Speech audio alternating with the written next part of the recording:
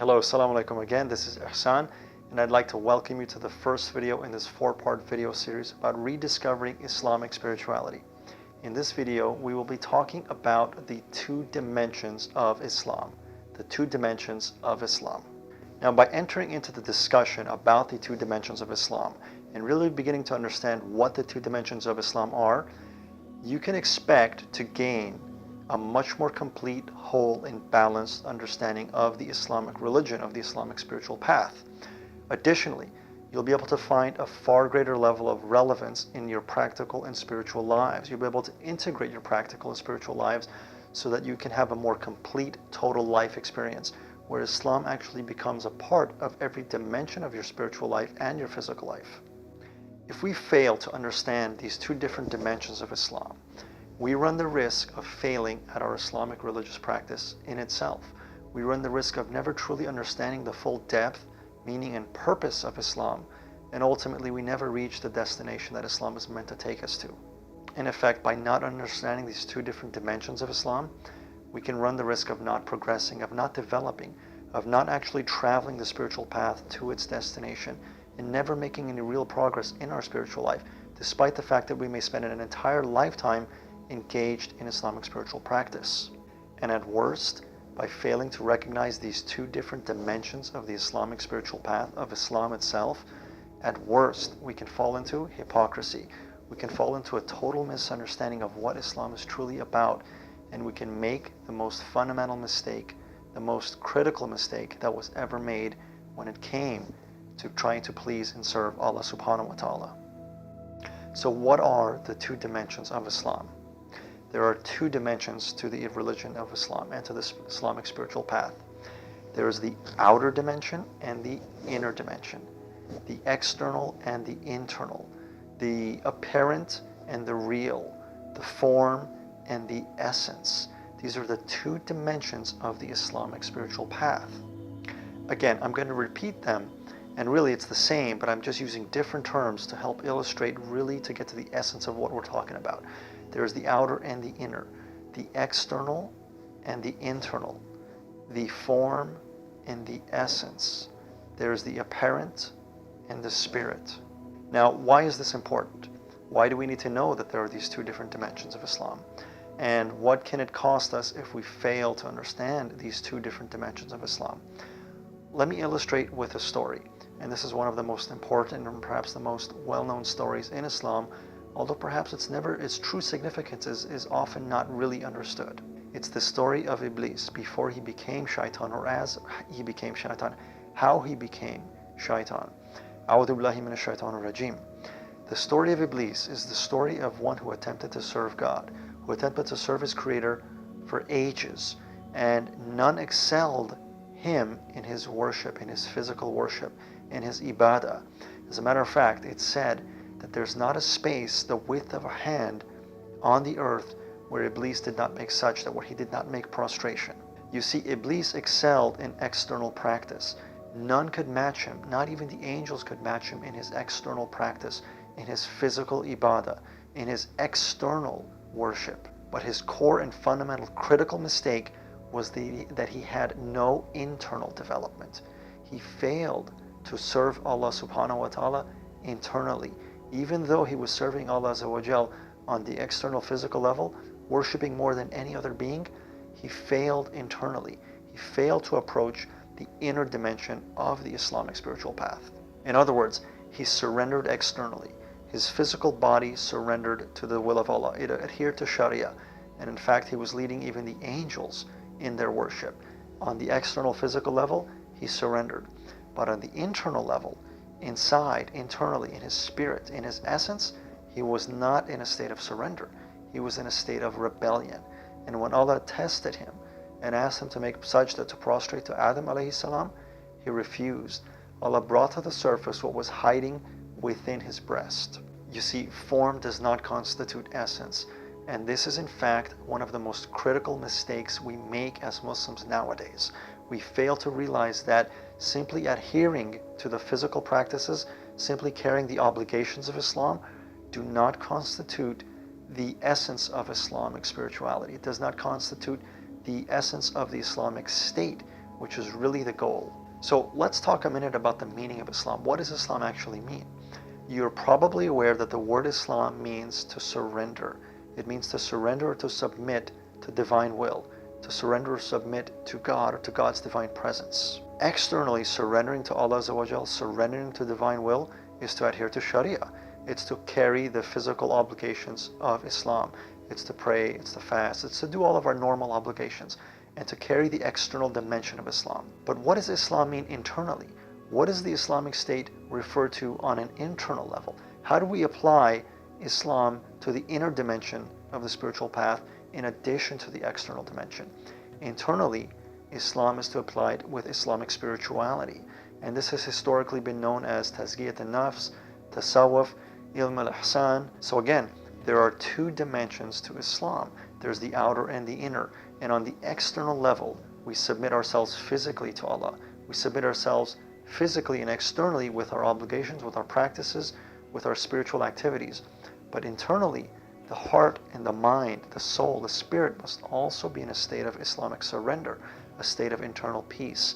And this is normally learned through Islamic spirituality, the inner dimension of Islam. Again, the critical mistake that we often make as Muslims is equating piety with the forms. Let me give you a few examples. Generally, if a Muslim is praying or fasting or reading the Quran or dressing Islamically, growing a beard, wearing a hijab, we equate these external forms, these external practices with piety. And granted, there is a level of sincerity and piety that may encourage or motivate a human being to do these external practices, but the critical mistake that we make is equating the essence with the form, and they are not often the same. You see, the appearance does not necessarily reflect the reality, as we saw with the case of Iblis, whose external appearance, whose external practice adhered to Islam. He followed the Sharia, and he led even the angels in the external practice of the Sharia, in Islamic worship and ibadah. But internally, his state was in rebellion. Internally, he was not at peace. Internally, he was not surrendered to divine will. And when Allah tested him to demonstrate and show him the reality of his inner state, he failed. So the reality of Islam is when it's applied to both dimensions of our spiritual and practical lives, physically as well as spiritually, externally as well as internally. And really, the core of the matter is that the internal state of Islam is what's important. That is essential. We can have the forms, and in reality, the forms are meant to give expression. They're meant to give form. They're meant to emerge from the inner state of Islam and to give us a way to communicate and express the internal dimension of Islam. But they cannot replace the internal dimension of Islam. They cannot replace internal surrender. And let me help illustrate with one more example. Let's take Islamic prayer, for example, salah. You see, in the Islamic prayer, we go through different motions, from standing to ruku, which is bowing, and ultimately into prostration, into sajda. And in the state of sajda, the forehead is placed upon the ground in a physical act of surrender to God, to Allah Azza wa Jal, to the divine presence. But what's happening internally? How valuable is it to make sajda if internally we're in a state of rebellion? Internally we're in a state of anger and resistance to divine will. You see, we then fail to miss the very purpose of Islam.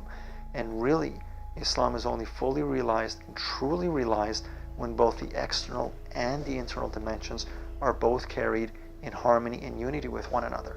So salah, prayer, and sajda truly gain their power and their meaning when the soul and the spirit, the heart, is in a state of Islam as well as the body. That is the perfection of the Islamic spiritual path. It's the perfection of Islam. You see, until recent times, until modern history, the adherence to Islamic spirituality was part of Islamic culture. It was part of normal traditional Islamic practice. Everyone followed Islamic spirituality as well as the Islamic Sharia.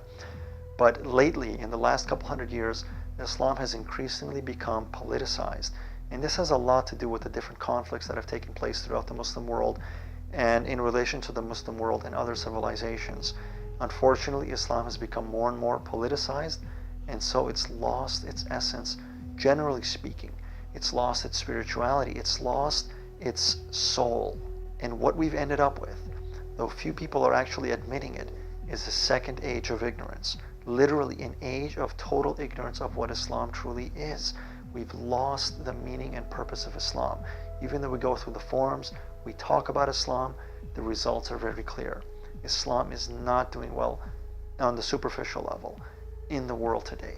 And we see a horrible image, a horrible negative image that's presented about Islam, and really we have no one to blame but ourselves. You see, if Muslims truly understood Islam, if we truly understood Islam and we truly practiced it in the whole and complete way that it was meant to be practiced, we would have much better results. Allah subhanahu wa ta'ala says, I do not change the condition of a people until they change themselves.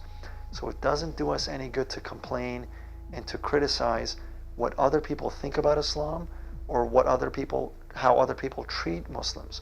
It comes to us. The responsibility falls on our shoulders to again truly carry the banner of Islam, the real banner of Islam, the spirituality of Islam towards peace and enlightenment as it was meant to be carried. The Holy Prophet ﷺ said, there shall come a day when nothing remains of Islam but its name. We are very likely in that day now, where we talk about Islam, we hear about Islam, but almost nobody understands the reality of Islam. What is the reality of the Islamic spiritual path? Is it just a formal religion? Is it just this external code of conduct? Or is there something more to it? Is it an authentic path to enlightenment, a real path to divine peace, to presence, to surrender, to spirituality, to human excellence? Is it a path to progress? Are we as Muslims demonstrating that? This lack of understanding, this loss of understanding now necessitates a second age of enlightenment, a second Islamic golden age, and it's on the horizon. I believe that we are beginning to wake up and we're beginning to realize what Islam truly is, and we're beginning to go back to its spiritual root, to its spiritual core, to its essence, and to the very meaning and way of the Holy Prophet ﷺ's teachings. There is perhaps nothing more necessary now than a rediscovery of Islamic spirituality. And the time is now. There's never been a more critical, more important time than now to re-embrace, to reawaken to Islamic spirituality, the inner dimension of Islam. So let's briefly just review what we've covered thus far. Islam is a gift. It's a divine gift from God. And it was given to us for our benefit. You see, Allah does not need anything from us. He doesn't need our worship.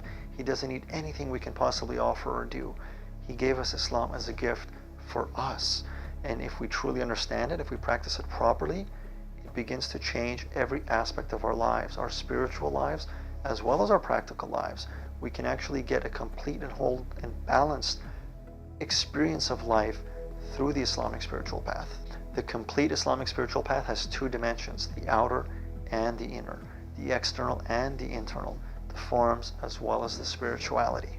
By failing to address the inner dimension of Islam, we run the risk of failing at Islam entirely. We run the risk of missing the very point of Islam. And again, the forms are meant to give expression to the soul, to the spirit, to the state of Islam. Only then does it truly become valuable, and only then do we truly practice Islam, when we realize Islam on the internal as well as the external level. An Islamic awakening is necessary, not only for our personal individual lives, for our families and for our communities, but for our entire nation as well, for the Ummah and for the planet. The entire planet can benefit from an Islamic awakening, a spiritual awakening within the Islamic spiritual path. And a rediscovery of Islamic spirituality is the key to this Islamic Renaissance. Islamic spirituality, which fueled Islam in the beginning, is the key to bringing Islam back to life in this age, in this day, and in the confusion and chaos that exists in the world right now. I hope this has been informative, and I hope it's been beneficial. And I apologize if I've been too passionate in my delivery, because it's something that's very dear to my heart and something I'm really truly hoping to communicate, because I know what it can do for us as a community and us as individuals. I know it can change our entire lives when we truly understand the full and complete path of the Islamic spiritual tradition. In the next video in the series, we'll cover the 3 stages of the Islamic spiritual path, the 3 stages of development within the Islamic spiritual tradition. Most people are only aware of the first one, or only remain at the first one, generally for the entirety of their lives. But in the second video in this series, I'll explain the 3 different stages of the Islamic spiritual tradition and how you can realize the full distance of the Islamic spiritual path and inshallah reach its destination, get to where Allah Azza wa Jalla wants us to reach to in this life. And again, this is Ihsan. with Islamic meditation as well as with the Islamic Renaissance Project. I thank you for joining me in this journey, and I look forward to seeing you again soon.